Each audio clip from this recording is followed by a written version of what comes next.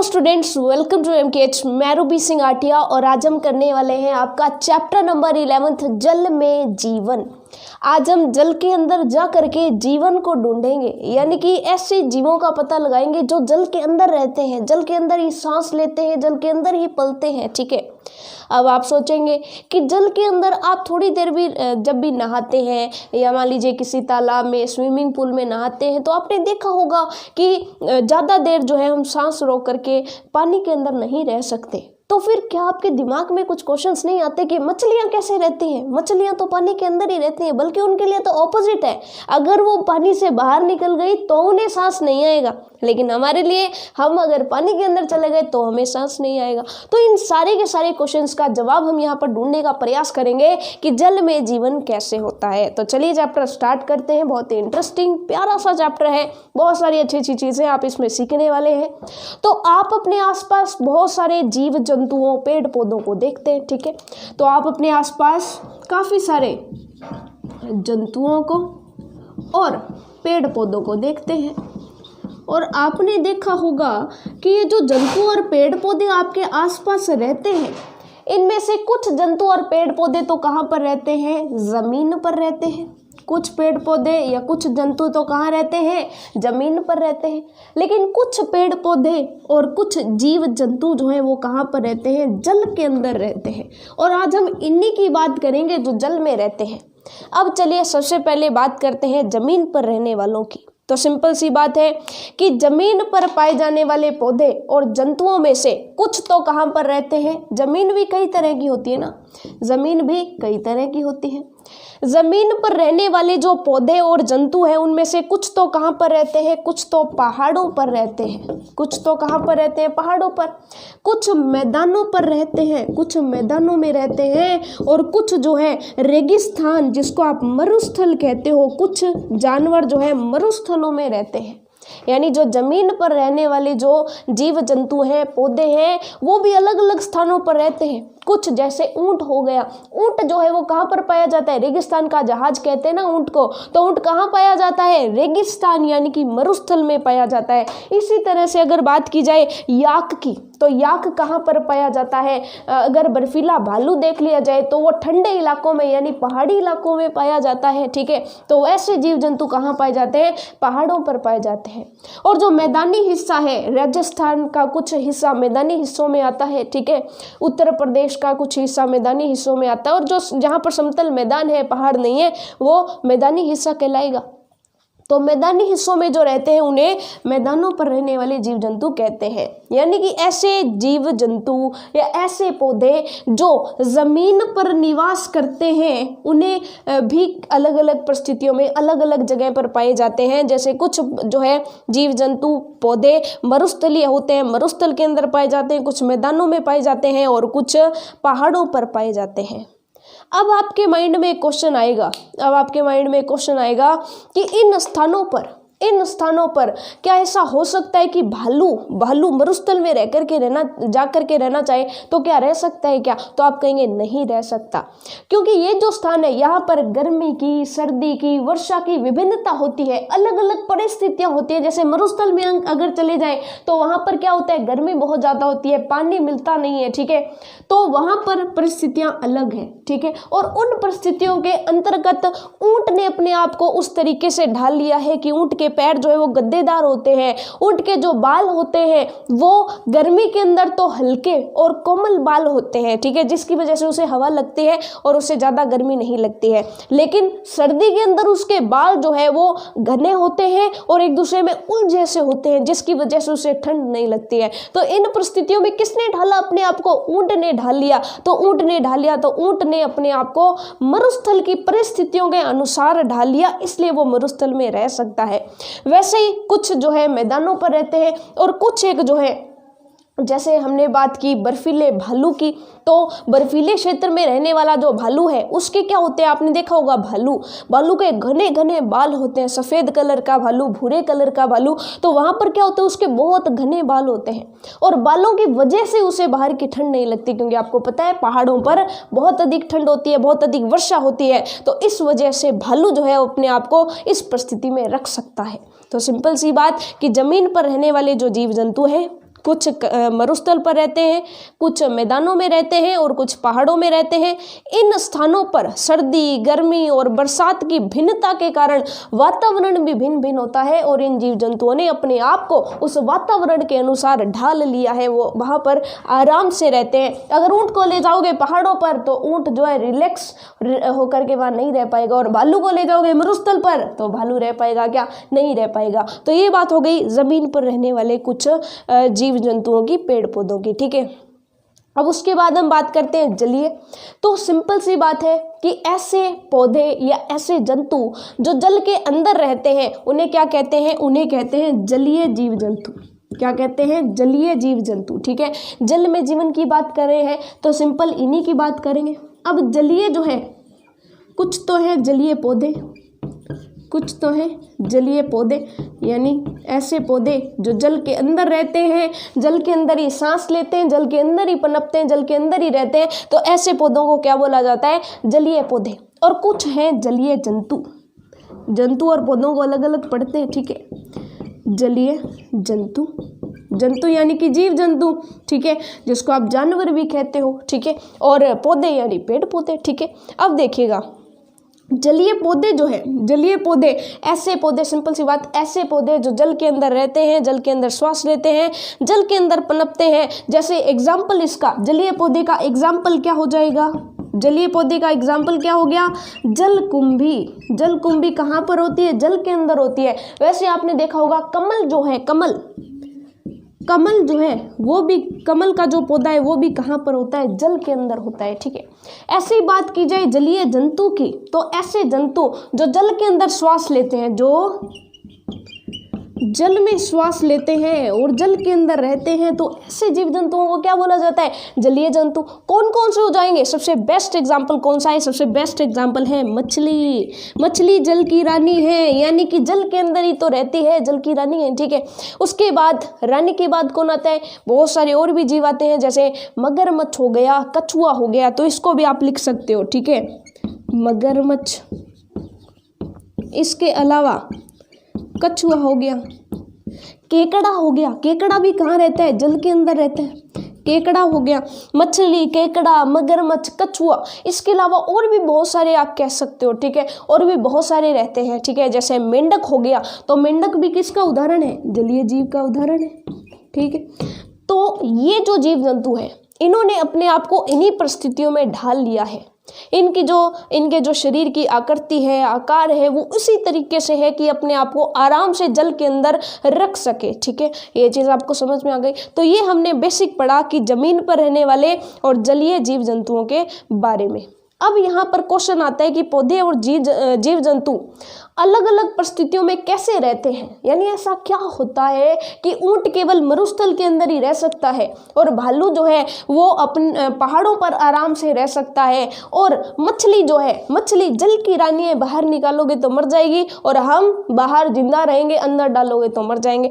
ऐसी स्थिति जो है वो क्यों होती है, किस वजह से होती है, ठीक है। यानी कि क्या ऐसा कारण है जिसकी वजह से हम सब की जो रहने की स्थितियाँ, यानी कोई जल के अंदर ज़्यादा सही रह रहा है और कोई बाहर ज़्यादा सही रह रहा है, तो वो कारण क्या है उसका, ठीक है। तो वो जो है बहुत ही अच्छा सा क्वेश्चन है।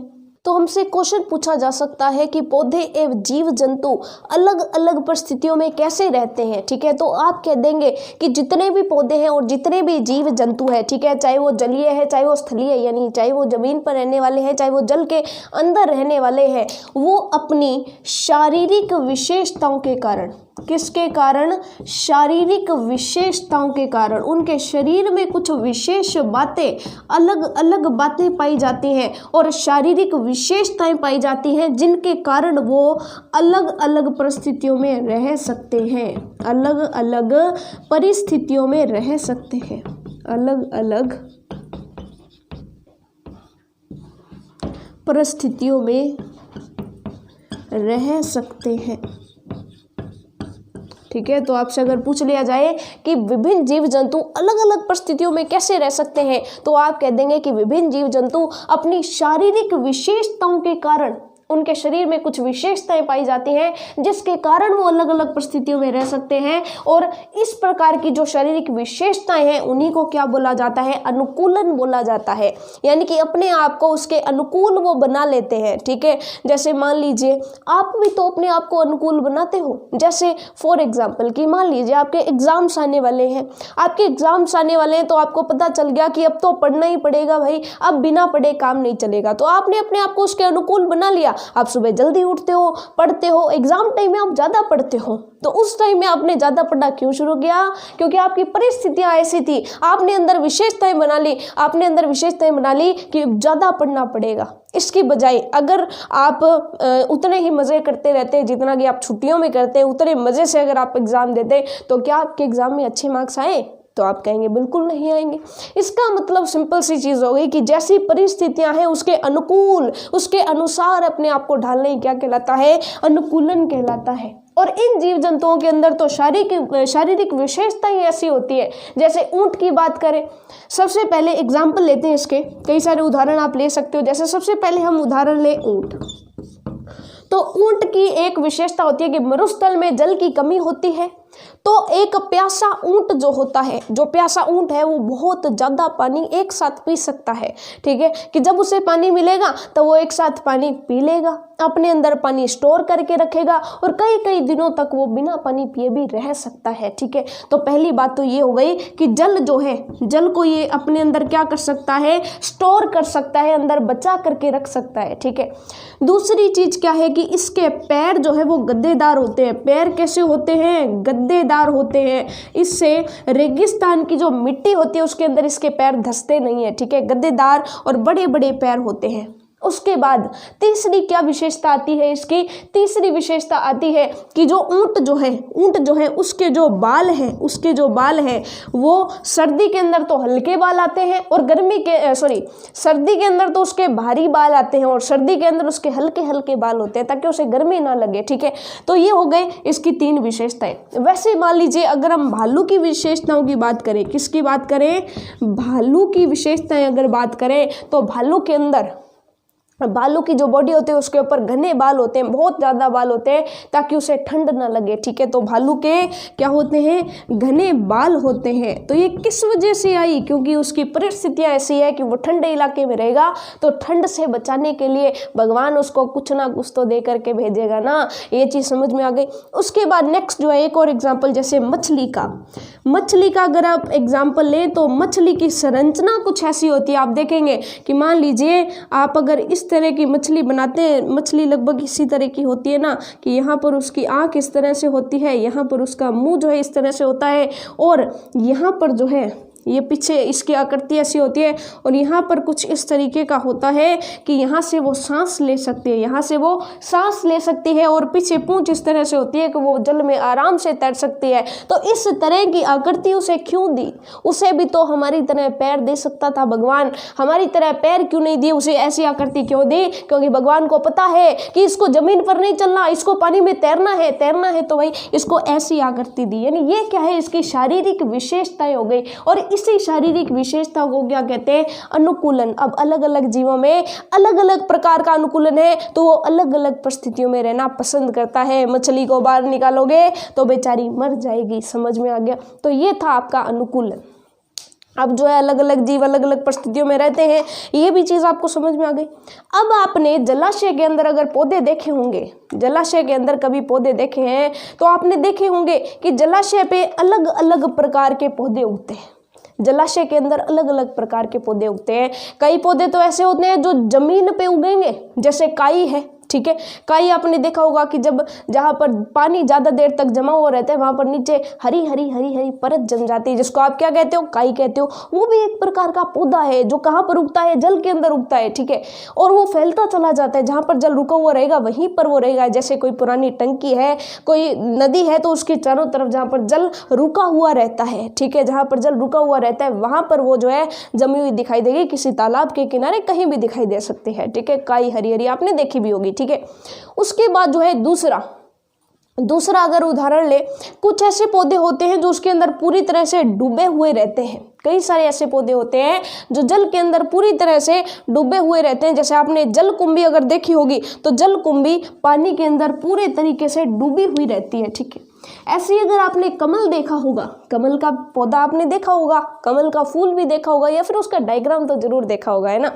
तो कमल के अंदर क्या होता है, कमल का पौधा आधा बाहर होता है और आधा अंदर होता है, ठीक है। तो ऐसे और कुछ ऐसे पौधे होते हैं जैसे घास आपने देखी होगी, कई घास ऐसी होती है कि नदी के बीच में घास उग जाती है, ठीक है। और घास भी कैसी होती है, बिल्कुल पतली पतली होती है। तो यहाँ पर हम 4 प्रकार की चीज़ों के बारे में पढ़ने वाले हैं जो जल के अंदर अलग अलग प्रकार से उगती है, ठीक है। तो आपसे क्वेश्चन पूछ लिया गया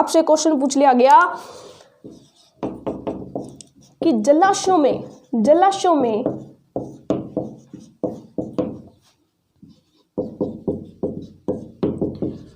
किस किस प्रकार के पौधे उगते हैं, किस प्रकार के पौधे उगते हैं। तो आप कह देंगे या फिर उदाहरण सहित बताइए, ऐसे भी कह सकता है। तो सबसे पहला उदाहरण हम लेते हैं। सबसे पहला उदाहरण आप कह देंगे कि कुछ पौधे ऐसे होते हैं जो पानी में डूबे रहते हैं, पानी में पूर्णतः डूबे रहते हैं, पूरे नीचे रहेंगे, ठीक है, पूर्णतः डूबे रहते हैं। तो इसका उदाहरण क्या हो जाएगा, इसका एग्जाम्पल क्या हो जाएगा, इसका एग्जाम्पल हो जाएगा जैसे कि जलकुंभी।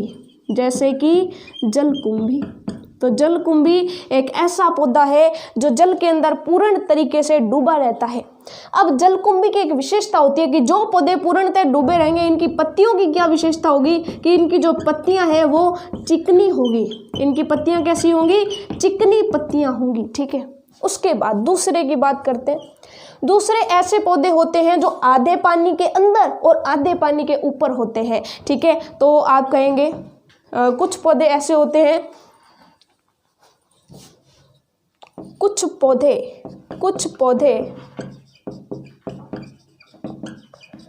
आधे पानी में डूबे रहते हैं,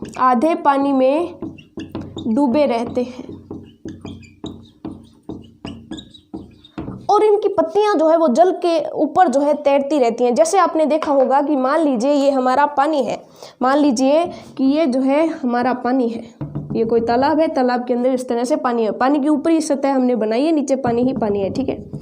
अब देखा होगा आपने कि जैसे कमल का पौधा ले लें या बहुत सारे ऐसे पौधे हैं, इनके अंदर क्या होता है कि मान लीजिए इस तरह से पौधा है और पौधे के ऊपर मान लीजिए इस तरह से फूल भी है, ठीक है। इस तरह से पौधे के ऊपर फूल भी लगा हुआ है और पौधे की जो पत्तियां हैं वो ऐसे जल की सतह पर ऐसे तैरती हुई रहेंगी, यानी पानी के ऊपर होंगी, ठीक है। और इसी तरह से इधर भी पत्तियां जो है पानी के जस्ट ऊपर होंगी, ठीक है। यानी जब ऐसे पौधे होंगे तो नीचे तो पानी होगा लेकिन ऊपर आपको हरी हरी परत जमी हुई दिखाई देगी। आपको ऐसे लगेगा कि यहाँ पर कुछ है ही नहीं, यहाँ पर तो हरी हरी जमीन है, लेकिन हरी हरी जमीन नहीं होगी, नीचे पानी होगा, ऊपर पत्तियां ही पत्तियां होंगी। आपने तालाब के अंदर अगर कोई पुराना तालाब वगैरह होता है तो वहां पर आपने ऐसा देखा भी होगा। ये जो पत्तियां हैं, ऐसे जो पौधे हैं, इनकी जो पत्तियां हैं वो चौड़ी होती हैं और मोटी होती हैं। किस वजह से होती? क्योंकि ये जो है ये इस पानी पर तैरती रहती है और इस पौधे की सहायता करते हैं कि ये पौधा भी जमीन पर कहीं नीचे ना बैठ जाए, ये पौधा भी यहाँ पर तैरता रहे। इसलिए क्या करेंगी, ये जमीन पर जल की सतह पर तैरती हुई रहेंगी और पौधे को भी अपने साथ तैराती रहेंगी, ठीक है। ये ना तो नीचे जाने देगी ना ऊपर जाने देगी, यानी तैराती रहेगी, ठीक है। इनकी वजह से कमल के पौधे में ऐसा ही होता है, कमल के पौधे में पत्तियां चौड़ी होती है जिसकी वजह से कमल का जो पौधा होता है वो जल में तैरता रहता है, ठीक है। ये चीज समझ आ गई आपको। तो कुछ पौधे आधे पानी में डूबे रहते हैं और इसका बेस्ट एग्जाम्पल है कमल। अब देखिएगा तीसरा एग्जाम्पल है कि कई पौधे बहते हुए जल में उगते हैं। कई पौधे बहते हुए जल में उगते हैं।